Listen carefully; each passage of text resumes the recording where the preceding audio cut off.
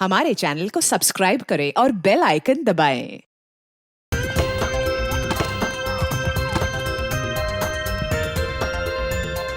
आप सबने कभी न कभी फुटबॉल या क्रिकेट मैच का मजा तो जरूर उठाया होगा, मगर आज हम आपको बुलाएंगे एक ऐसा कॉकटेल जिसमें क्रिकेट का भी मजा है और फुटबॉल का भी, क्योंकि आज पहली बार दो हाथ कर रही है सीआईडी की टीम और उनके नन्हे मुन्ने मित्रों की टीम, जो कि वो बच्चे हैं जिनकी परवरिश किसी घर में नहीं बल्कि अनाथालय में हुई है। तो चलिए सीधे ले चलते हैं आपको मैच की आंखों देखे हाल की ओर। बॉल यहाँ है सीआईडी के घातक गेंदबाज देखना एसीपी अंकल, अब मैं आपकी इस बॉल पे सीधा चौका मारूंगा। अच्छा, बैट्समैन की गेंदबाज को मैं चुनौती। इतना खराब बॉलर भी नहीं हूँ, समझे? देखना तुम्हें आउट कर देता हूँ क्या नहीं। ऑल द बेस्ट बेटा। Thank you sir. गेंदबाज यहाँ अपनी फील्ड प्लेसमेंट चेक करते हुए।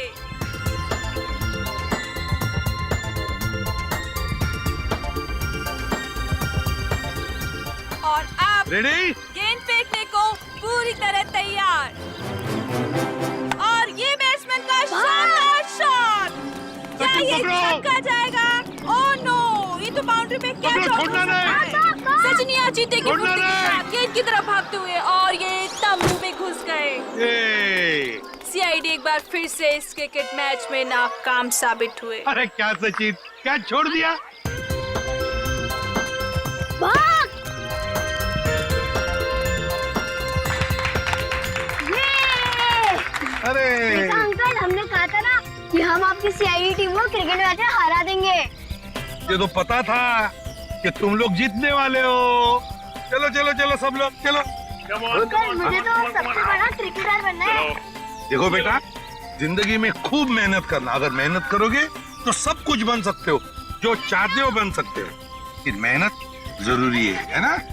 अच्छा अंकल, अब दोबारा हमारे साथ खेलने कब आओगे? बहुत जल्दी आएंगे और सबको लेकर आएंगे। हाँ? ओके, चलो चलो आप निकाल के पियो, ओके? चलो।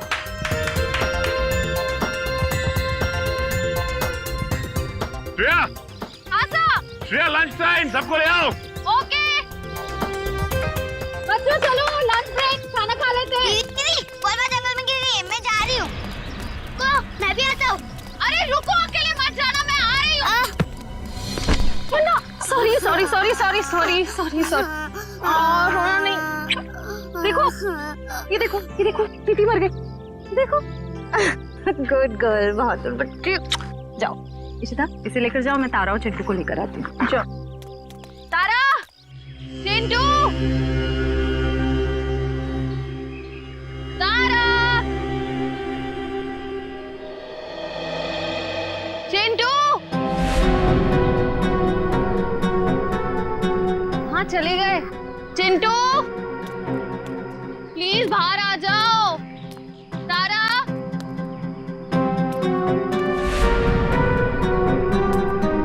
चिंटू, तारा।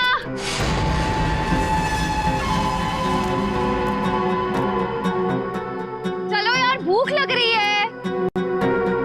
तारा, देखो एसीपी सर बहुत डांटेंगे। चिंटू,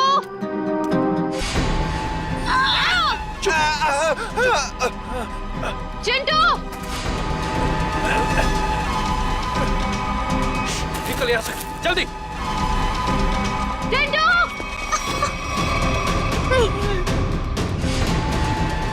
ए, रुक जाओ, नहीं तो गोली मार दूंगी। मैं सीआईडी से हूँ।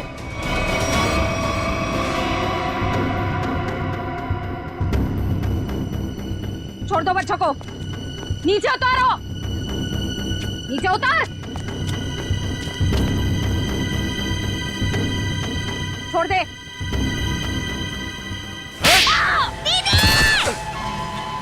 ए, रुक, निकल, जल्दी। रुक जाओ। चिंटू,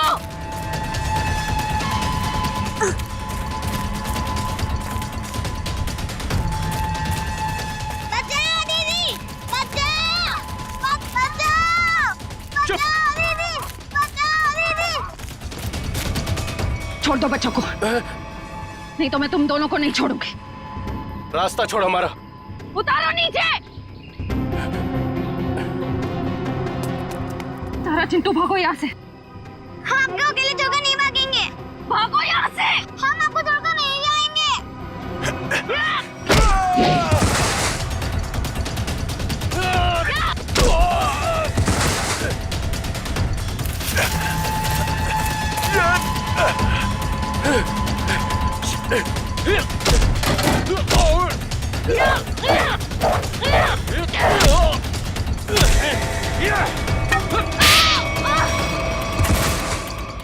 छोड़ उसको, चल यहाँ से।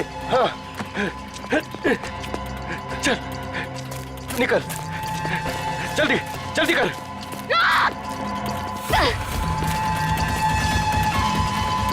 जल्दी। बचाओ दीदी।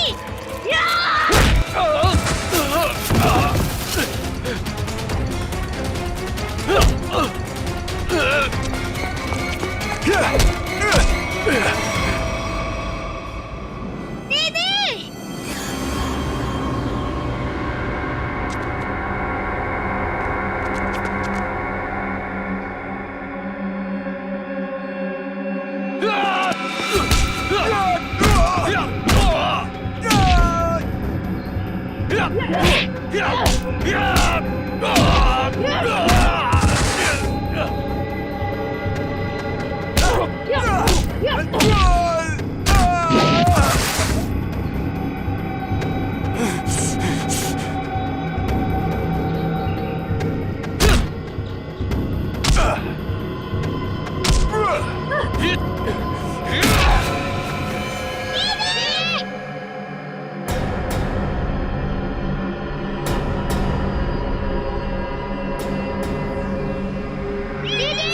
जल्दी कर, चुप कर, चल।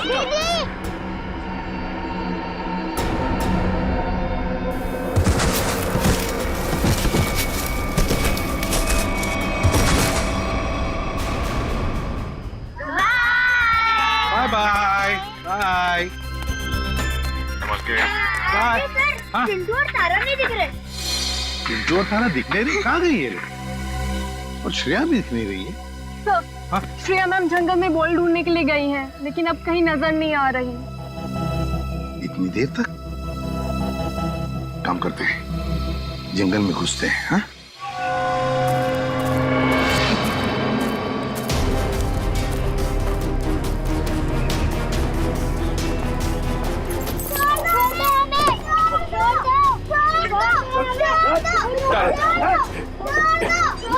चल जल्दी।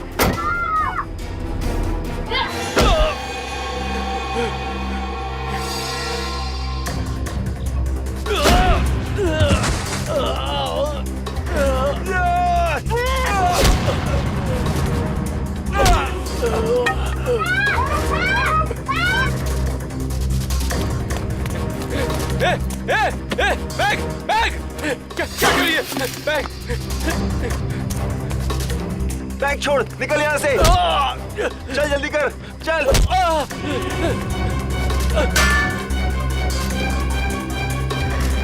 जल्दी चल, चल।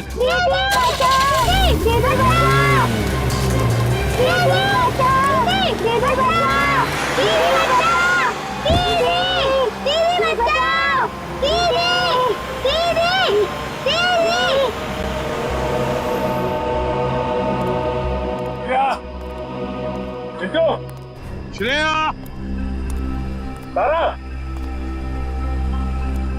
श्रेया, चिंटू, श्रेया, चिंटू। हाँ, दीदी के साथ। क्या सच?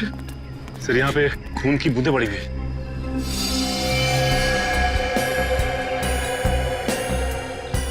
सर, कहीं श्रेया मैम को कुछ हो तो नहीं गया? कुछ नहीं होगा श्रेया को, सीआईडी ऑफिसर है वो। देखते ये खून की बूंदें हमें कहां तक ले जाती है।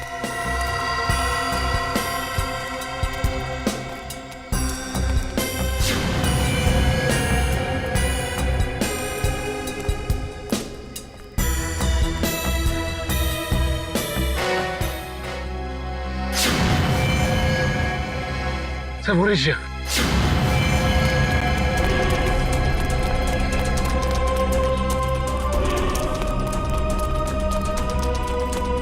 श्रेया मैम, श्रेया, तुम श्रेया, श्रेया,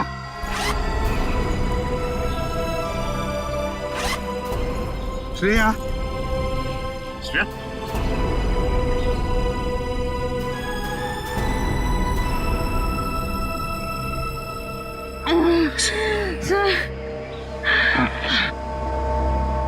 क्या हुआ? किसने किया ये? क्या हुआ? ब्रीफकेस। ब्रीफकेस? हाँ सर, कौन सी ब्रीफकेस? वो ब्रीफकेस उधर। सचिन देखो जरा, जाओ। श्रेया, किसने किया ये? बच्चे कहाँ हैं? कहाँ है बच्चे? सर वो सर तारा और चिंटू को दो गुंडे उठाकर लेकर गए थे। तुमने देखा उनको? चेहरे देखे उनके? नहीं सर, उन्होंने मास्क पहने हुए थे। एक व्हाइट कलर की वैन में दोनों बच्चों को उठाकर लेकर गए वो।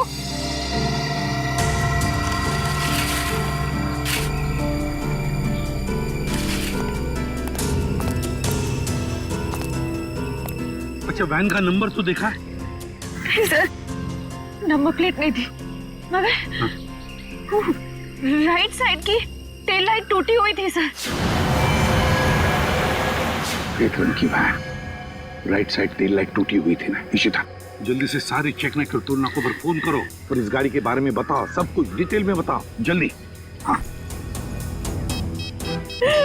सर मैं दोनों बच्चों को बचा नहीं पाई।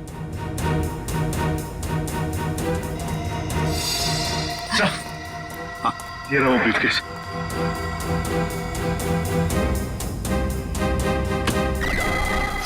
माय गॉड,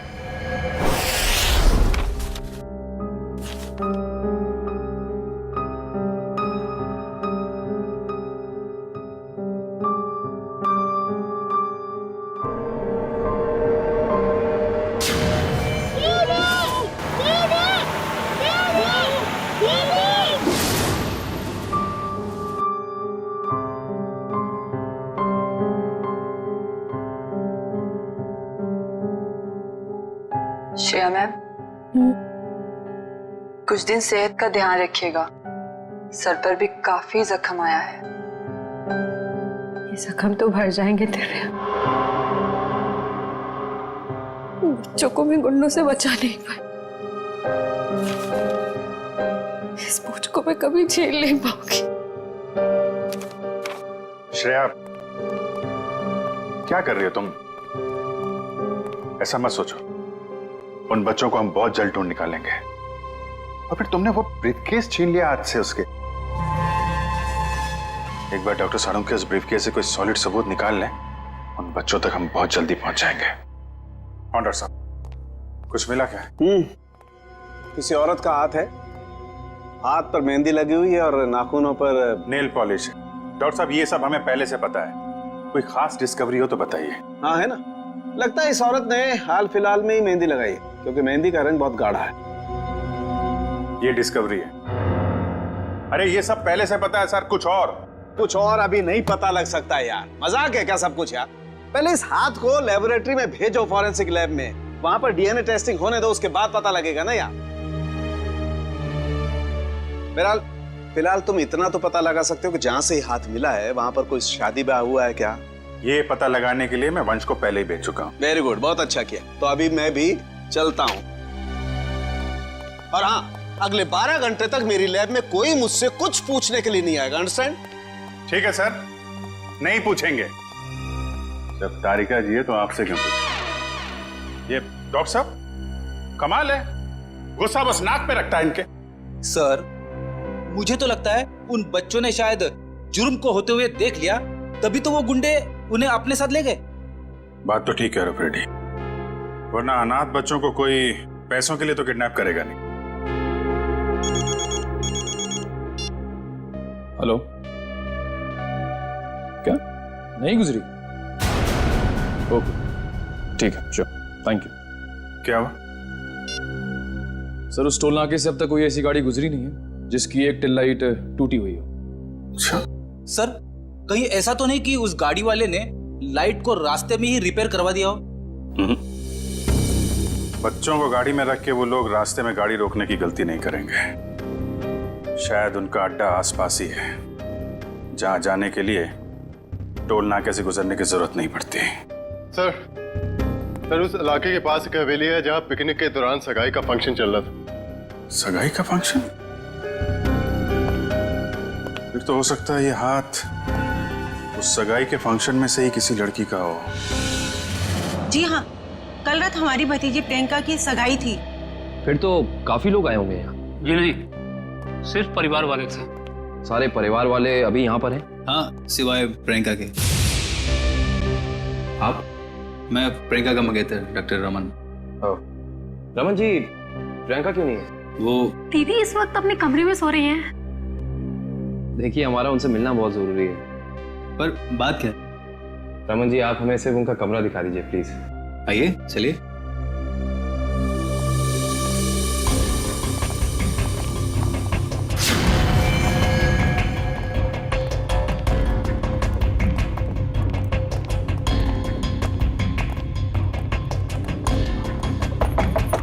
प्रियंका, प्रियंका, उठो, प्रियंका।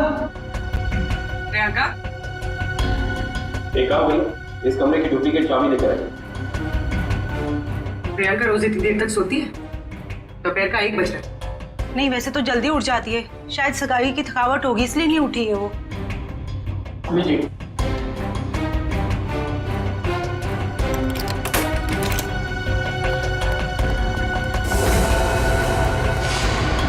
प्रियंका, प्रियंका, प्रियंका का हाथ कहाँ गया? प्रियंका, प्लीज प्लीज आप बाहर चलिए। Sir please. Sir, she is dead. जिस बात का शक था वही हुआ।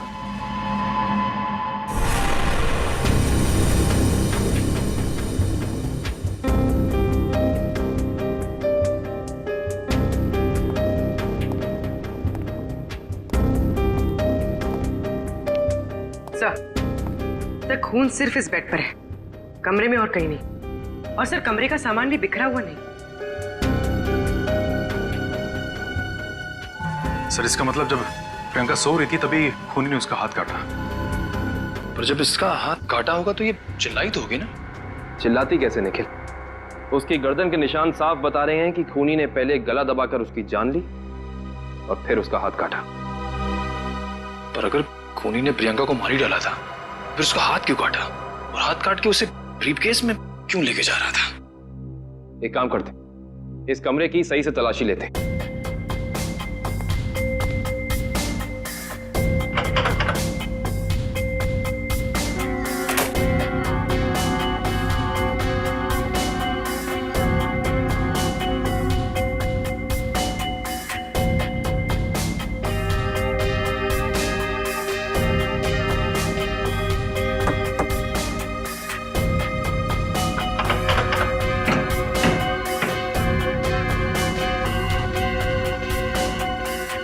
कमाल है, सारी खिड़कियां बंद हैं, दरवाजा बंद है, तो खूनी इस कमरे में आया कहां से?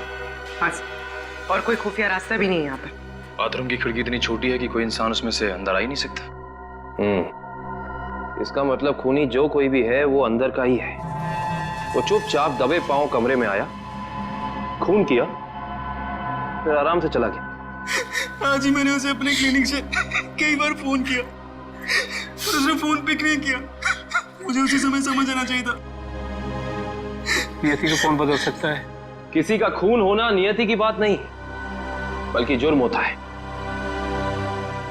अब ये बताइए कि इस कमरे में सगाई के बाद प्रियंका से मिलने कौन कौन आया था?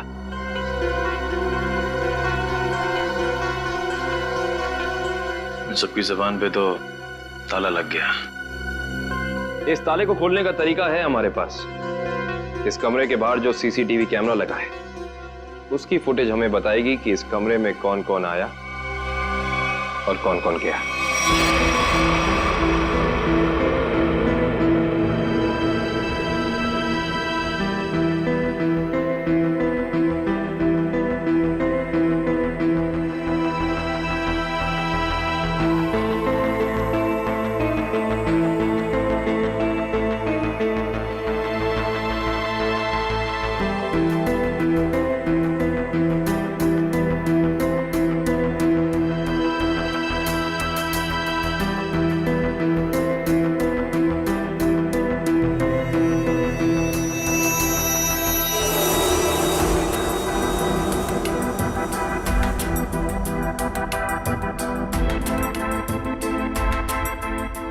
फॉरवर्ड करना पूरी।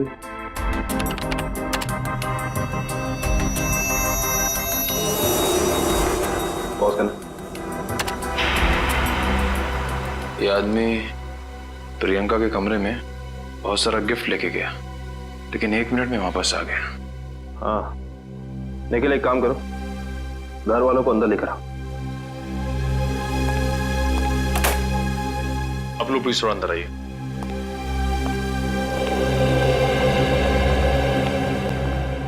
आइए। आप लोग इस आदमी को जानते हैं? ये हमारे होटल का मैनेजर है। अच्छा, पहले तो दिखा नहीं।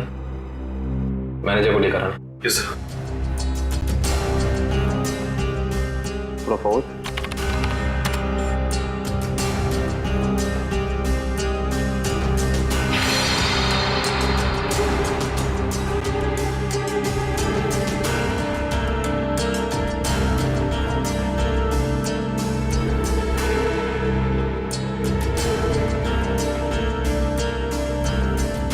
वो भी थोड़ा फॉरवर्ड कर।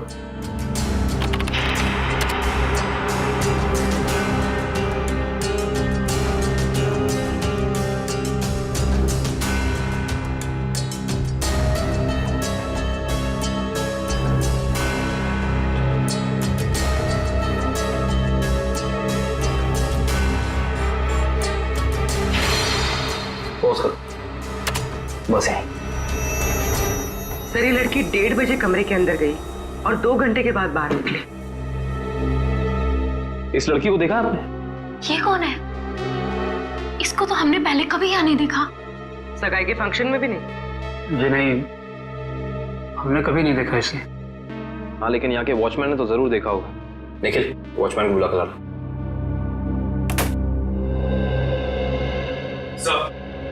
सब जगह देख लिया मगर मैनेजर कहीं मिला नहीं सर। मिला नहीं? सुबह तो यही था, शायद मार्केट गया होगा सब्जी लेने के लिए। कमाल है, पहली बार सुन रहा हूँ कि इतने बड़े होटल का मैनेजर बाहर सब्जी लेने जाता है। ये इस होटल के वॉचमैन का नाम है रिंकू। रिंकू जी, इस होटल के मैनेजर को तुमने यहाँ से बाहर जाते हुए देखा था? नहीं सर। इस लड़की को देखा था? हाँ सर, ये तो वही लड़की जो कल रात प्रियंका मैम से मिलने आई थी। क्या कोई भी गहरा आएगा प्रियंका से मिलने तो तुम्हें अंदर जाने दिया? नहीं साहब, हमने पहले प्रियंका मैम को फोन किया उनके रूम में, उन्होंने बोला आने दो, तो हमने आने दिया। इसका मतलब प्रियंका इस लड़की को जानती थी, और आप लोग कह रहे हैं कि आप इस लड़की को जानते नहीं। रिंकू, एक बात बताओ, ये लड़की कल होटल अपनी गाड़ी से आई थी या फिर? सर, ये लड़की टैक्सी से आई थी। टैक्सी? उस टैक्सी का कोई नंबर रिकॉर्ड किया तुमने, कहीं लिखा कुछ? हाँ साहब, मैं होटल के अंदर जितनी भी टैक्सी आती है उनका नंबर लिख के रखता हूँ रजिस्टर पे। ये फोटो ध्यान से देखो, ये लड़की कल रात तुम्हारी टैक्सी में बैठी थी। आप लोग कौन? हम लोग सीआईडी से। सीआईडी साहब, मुझे तो इस पे पहले से ही शक था कि लड़की में कोई गड़बड़ है। क्यों, क्या हुआ? ये लड़की 1 बजे रात को अकेली हमारी टैक्सी में आके बैठ गई और कहने लगी मुझे कुंदन नगर हवेली पे छोड़ दो। अच्छा, फिर क्या मैंने उसे कह दिया कि वापसी के भी भाड़े देने पड़ेंगे, और वह तैयार हो गई। क्यों? मान तो गई, लेकिन हवेली पे जाने के बाद उसने कहा कि थोड़ी देर इंतजार करना पड़ेगा, और 2 घंटे लगा दिए। और 2 घंटे के बाद उधर से वो दौड़ती हुई चली आई और मुझे कहा कि चलो। मैंने पूछा कहाँ, तो बोली कलानगर म्यूजियम पे। कलानगर म्यूजियम? सर, इतनी रात को तो ये म्यूजियम बंद रहता है ना? हाँ सर, मैंने यही उनसे पूछा, पर उन्होंने कहा तुम अपने काम से काम रखो। काम से काम तो अब सीआईडी रखेगी। कलानगर म्यूजियम।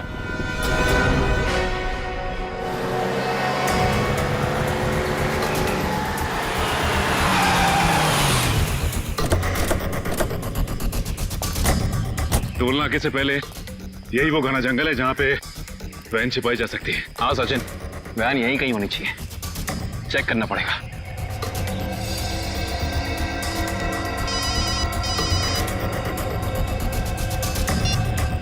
कितनी बार कहा है तुम लोगों को कि कोई गलती नहीं होनी चाहिए, मगर तुम सब लोग निकम्मे हो, निकम्मे। बॉस, हमारी तरफ से तो सब सही जा रहा था, पता नहीं ये बच्चे अचानक कहां से आ गए। हमें कुछ समझ में नहीं आया, इसलिए हम बच्चों को उठाकर हमारे साथ में ले आए। तो अब मुझसे क्या चाहते हो? उन बच्चों को अपनी पीठ पर बिठाकर घोड़ा घोड़ा खेलूं? एक काम करो, आग लगा दो उस वैन को, बच्चों के साथ ही। ना रहेगा बांस, ना बजेगी बांसुरी। क्या बच्चों को जला दूं? सुना नहीं मैंने क्या कहा? हाँ बॉस।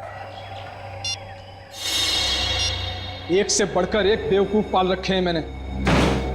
चिंटू, हमें कुछ करना आएगा, वरना पता नहीं ये बुरे अंकल हमारे साथ क्या करेंगे। इस आदमी के सीने में दिल है या पत्थर? कितनी आसानी से कह दिया कि बच्चों को जला दे। अरे तो हम कौन से महात्मा हैं? बॉस ने कहा है तो कर देते ना। चल ठीक है।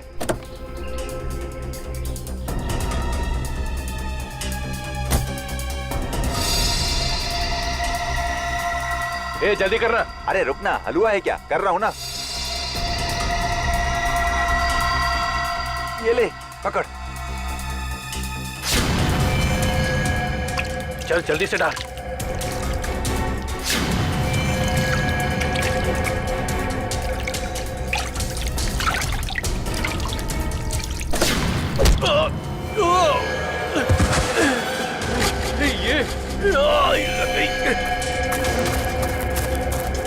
अरे भाई, अरे बच्चे चल उस तरफ भागे, चल।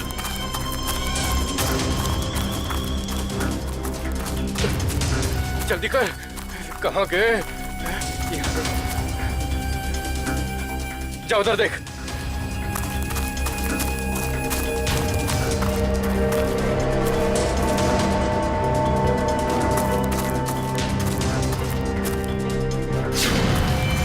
अरे वो देख, वो रहे। पकड़, चल चल चल जल्दी।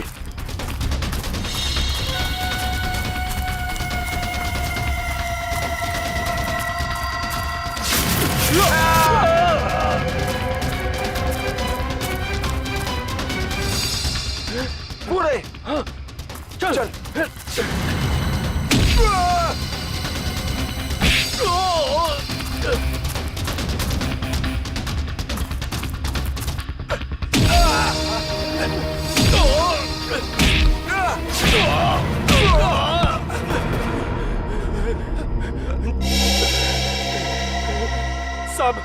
साहब हमने जो कुछ भी किया पैसे के लिए किया साहब। हम असली गुनहगार नहीं है साहब। वो बच्चों ने हमारा चेहरा देख लिया था।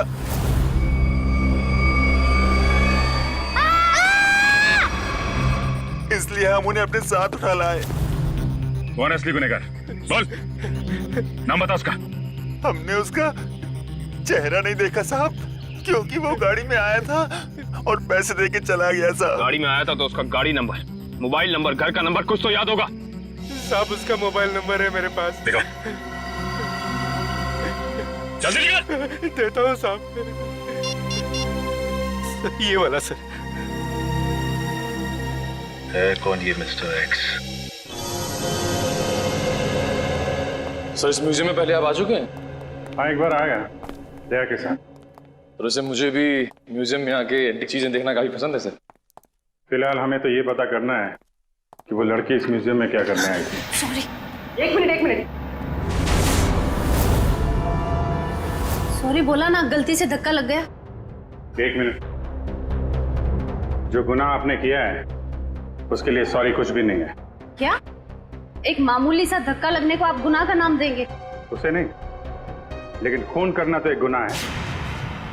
क्यों किया प्रियंका का खून? क्या उनका खून हो गया? ये नहीं हो सकता। बंद करो ये मगरमच्छ के आंसू। जो पूछा उसका जवाब दो। मैंने किसी को नहीं मारा, मैं तो सिर्फ वहां उनकी मदद करने गई थी। रात को 1:30 बजे ऐसी कौन सी मदद चाहिए थी प्रियंका जी को? उनको लग रहा था कि उनकी जान को खतरा है, इसलिए उन्होंने मुझे वहां बुलाया था।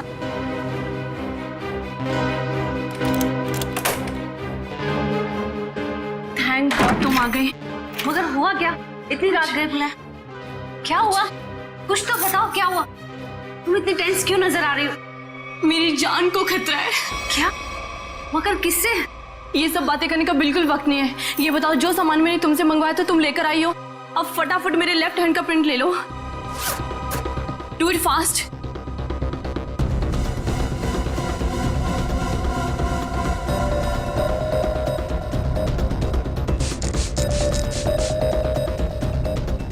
अपना लेफ्ट हैंड यहाँ रखो।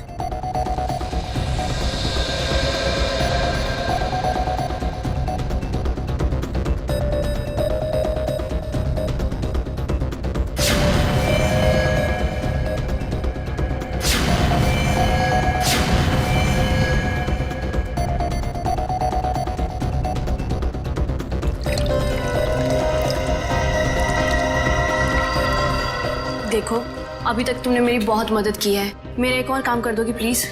काला नगर के म्यूजियम में जाके ये हैंडप्रिंट और अंगूठी मिस्टर सुमेश को जाकर दे देना प्लीज।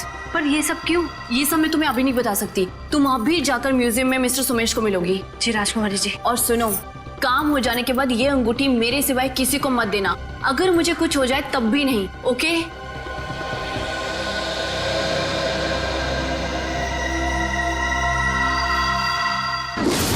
तो उन्होंने अपने हाथ का इम्प्रिंट बनवाया और उसे म्यूजियम के मैनेजर सोमेश को देने को कहा? जी।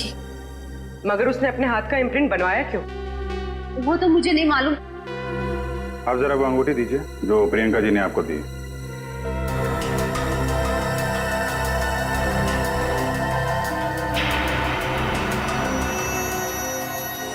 ये तो काफी अनमोल लगती है। सर ये अंगूठी, वो कटा हुआ हाथ, ये म्यूजियम, सब कुछ समझ में नहीं आ रहा है। इसका जवाब तो अभी ये मैनेजर सोमेश जी देंगे। ये बहुत प्रसिद्ध और पुरानी पेंटिंग है। राजा रवि प्रताप ने इसे बनवाया था। इस तरह की कलाकारी करने का उसे बहुत शौक था। Mister Somesh. Yes. CID. CID? क्या बात है सर? जरा इधर आइए, आपसे कुछ बात करनी थी। कीजिए ना सर, मुझसे कोई गलती हुई क्या? नहीं, वो बात नहीं है। आप जरा ये अंगूठी देखिए, इसे पहचानते हैं? जी हाँ, ये राजकुमारी प्रियंका जी की अंगूठी है। आपके पास कैसे आई? ये हमें रागनी ने दी है। अभी गई है ना म्यूजियम से बाहर, वो ये अंगूठी और राजकुमारी के हाथों का इम्प्रिंट लेके आई थी, है ना? जी हाँ, इस म्यूजियम में काफी सारे राजघरानों के जो यहाँ के ट्रस्टीज हैं उनके पर्सनल लॉकर्स हैं। जब कभी खास एग्जीबिशन होता है तभी हमारे लॉकर में रखे हुए पुश्तानी हीरे जेवरात हम उसमें पेश करते हैं। लेकिन लॉकर्स खोलने के लिए लॉकर्स के मालिक को आना पड़ता होगा ना यहाँ पे? जी नहीं, ये जरूरी नहीं। कभी कभी मालिक अपने खास आदमी को भेजकर लॉकर खुलवाते हैं, क्योंकि यहाँ फुल सिक्योरिटी है और हर एंटीक रजिस्टर है। I see। हम वो प्रियंका जी का लॉकर देख सकते हैं? क्यों नहीं, आइए।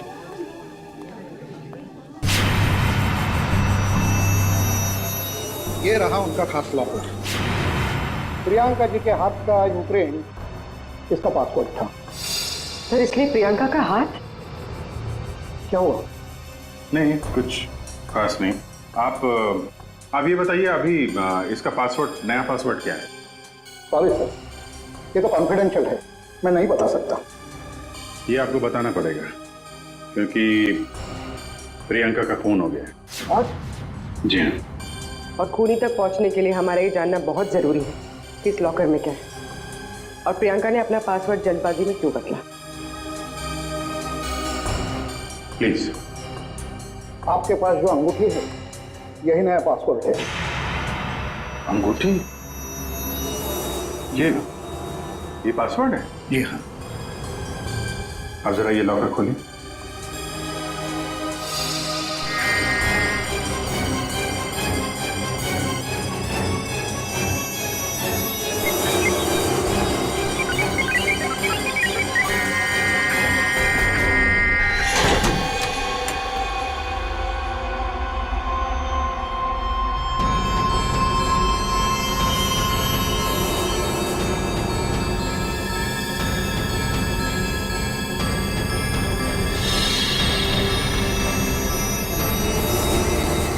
इतने सारे जेवर? मतलब सर, ये सब कुछ इसके लिए हुआ? लग तो ऐसा ही रहा है।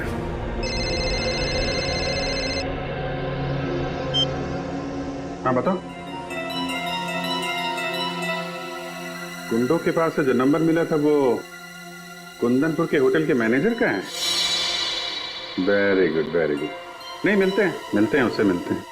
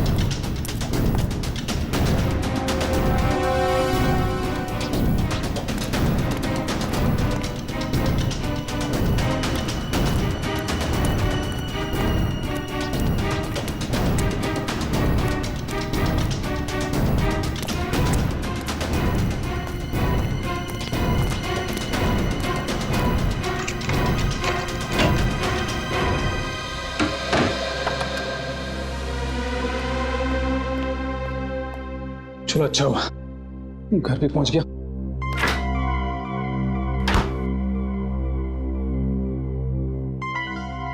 किसी ने देखा भी नहीं सिवाय हमारे सीआईडी। हाँ सीआईडी। चल बैठ। बोल, राजकुमारी का खून क्यों किया तूने?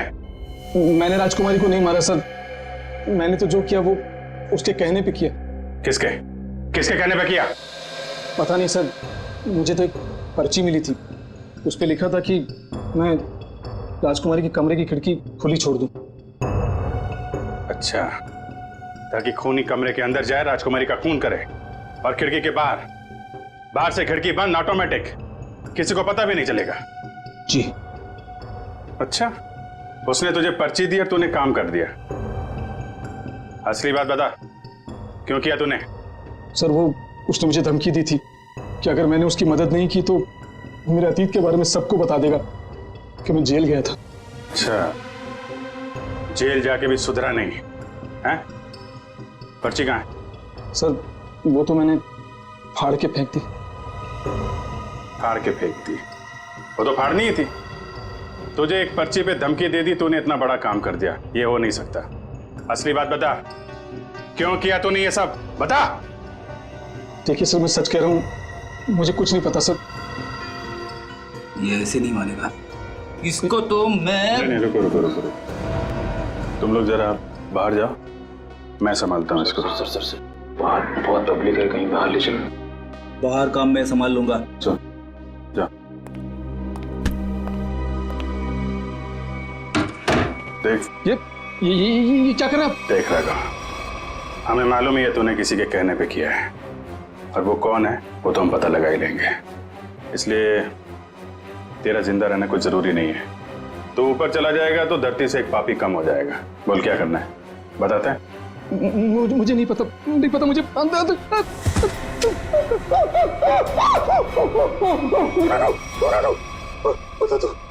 बोल। मुझे 10 लाख रुपए दिए थे उसने। 10 लाख रुपए? आजा भाई। 10 लाख रुपए का चक्कर है। चल, पैसे कहाँ हैं? पैसे दिखा। हाँ, अंदर है। निकाल। लाता हूँ। सर नुस्खा काम आ गया।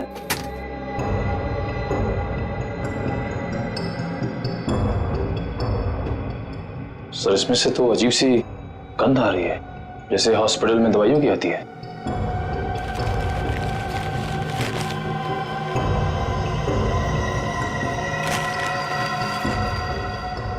मुल्क में से नहीं है, अखबार में से आ रही है। एक मिनट सर, इस पे कुछ नंबर लिखा हुआ है। 82184। तो घर का एड्रेस लिखा है, दवाई की स्मेल और ये घर का एड्रेस। अब समझ में आया वो पर्ची दी किसने थी। कितनी बार उसे समझाया कि हमारा अभी मिलना ठीक नहीं है, लेकिन फिर भी पता नहीं वो क्यों मुझसे मिलना चाहता है। This better be important. Yes, it is important. मेरा तुमसे मिलना बहुत जरूरी था, क्योंकि मुझे मेरा पैसा चाहिए अभी। कैसा पैसा? पैसा कैसा होता है अब ये भी तुम्हें समझाना पड़ेगा। जब प्लान ही फेल हो गया तो पैसे का तो सवाल ही नहीं उठता। तुम्हारी गलतियों का खामियाजा मैं क्यों भुगतूं?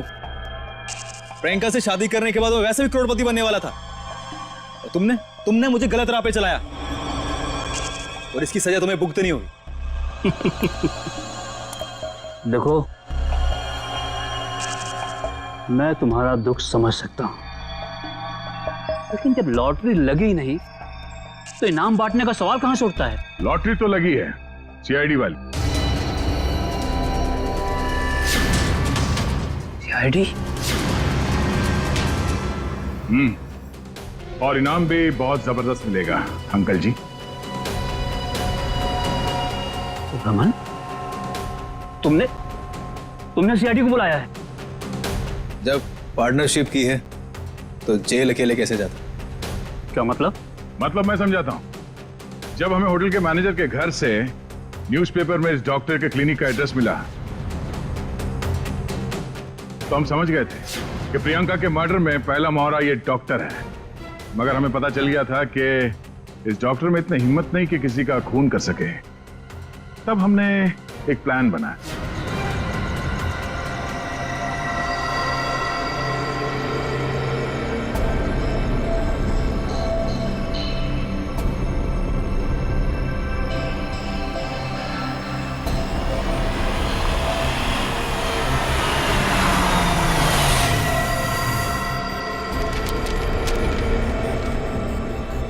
तुम्हारा भांडा फूट चुका है। अपनी भलाई चाहते हो तो मुझसे मिलने आओ, वरना सीआईडी को सब बता दूंगा। आज तुझे अपने इस धोखे की कीमत चुकानी होगी, अपनी जान देकर।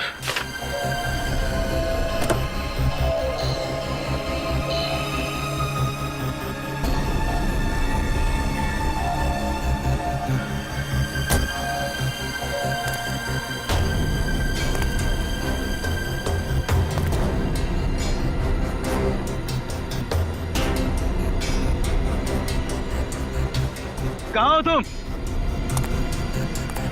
अब चूहे की तरह बिल में छिपके क्या बैठ गए हो?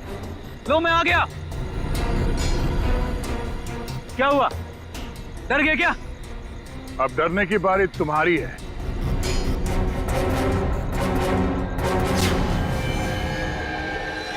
तो रमन, राजकुमारी प्रियंका के होने वाले दूल्हे,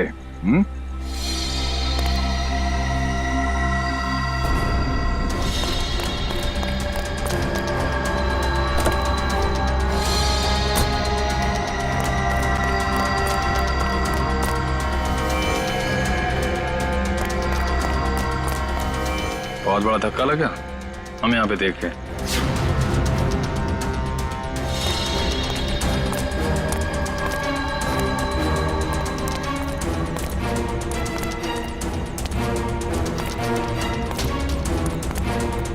ये चिट्ठी हमने ही भेजी थी। अपनी होने वाली दुल्हन का खून किया तुमने, हिसाब तो देना पड़ेगा।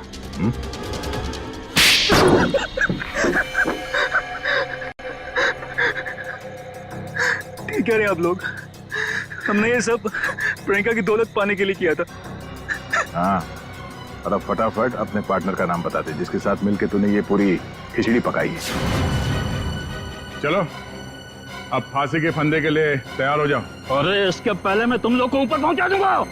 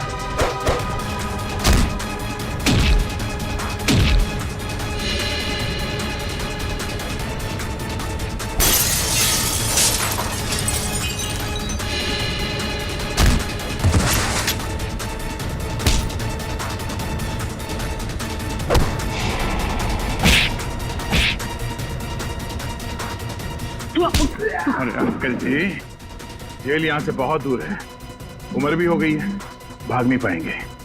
सीआईडी की जीप में छोड़ देते आपको।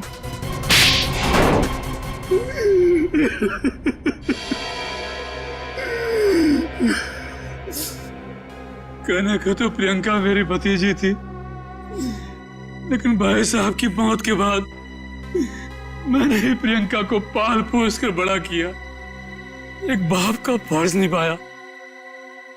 लेकिन बदले में मुझे क्या मिला? भाई साहब ने अपनी सारी प्रॉपर्टी प्रियंका और उसके होने वाले पति के नाम कर दी थी। इसलिए प्रियंका के होने वाले पति को भी तुमने अपने प्लान में शामिल कर लिया। हाँ, रमन बेवकूफ निकला, वो मेरी बातों में आ गया। पर्दे के पीछे रहकर मैंने सारे गुनाह इसी से करवाए, गुंडों को पैसे देने से लेकर खिड़की खुले रखने और हाथ काटने तक। मगर प्रियंका को भनक लग गई थी कि उसकी जान को खतरा है, इसीलिए उसने अपना पासवर्ड चेंज कर लिया और तुम लोगों के प्लान पे पानी फेर दिया। क्यों? हमें पता भी नहीं था कि उसने मेरी और अंकल की बातें फोन पे सुन ली है। सर, काश प्रियंका ने हमारी मदद ली होती तो उसकी जान बच जाती। वो आई थी मेरे पास ये बताने के लिए कि रमन उसकी जान लेना चाहता है, लेकिन उसे क्या पता था कि इस जुर्म का असली सूत्रधार कौन है। एक बार भी शर्म नहीं आई तुम्हें? अपने स्वार्थ के लिए अपनी भतीजी की जिंदगी उजाड़ दी तुमने। तुम जैसे लोगों के लिए तो फांसी भी कम है। For more updates, subscribe to our channel, click the show links and enjoy watching the videos.